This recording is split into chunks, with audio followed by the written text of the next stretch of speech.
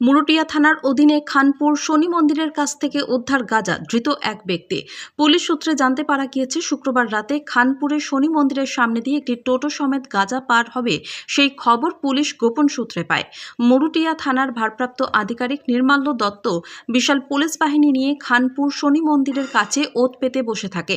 সেই সময় টোটো গাড়িতে করে ওই যুবক পুলিশের নজরে আসতেই ওই যুবককে জিজ্ঞাসাবাদ করতে থাকে। তারপরে ওই যুবকের টোটোতে তল্লাশি চালায় পুলিশ। তল্লাশি চালানোর সময় উদ্ধার হয় 2 কেজি 45 গ্রাম গাঁজা। তল্লাশির সময় উপস্থিত ছিলেন করিমপুর থানার আইসি ও তেহট্টর এসডিপিও সাহেব। ওই ব্যক্তির বাড়ি নদিয়ার রংপুরে। নাম হাসিবুল শেখ, বয়স 34 বছর। মুরুটিয়া থানা ওই যুবকের বিরুদ্ধে এনডিপিএস মামলা রুজু করেছে। আজ ধৃতকে কৃষ্ণনগর এনডিপিএস কোর্টে পাঠানো হয়। 7 দিনের রিমান্ডে চাওয়া হয়েছে অভিযুক্তকে। বেশ কিছুদিন আগে ওই থানা প্রচুর পরিমাণ ফেন্সিডিল উদ্ধার করে, এবার গাঁজা উদ্ধার করল।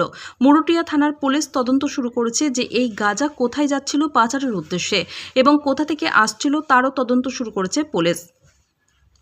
নদিয়ার করিমপুর থেকে অর্ধেন্দু মালাকারের report, crime press Bengal news.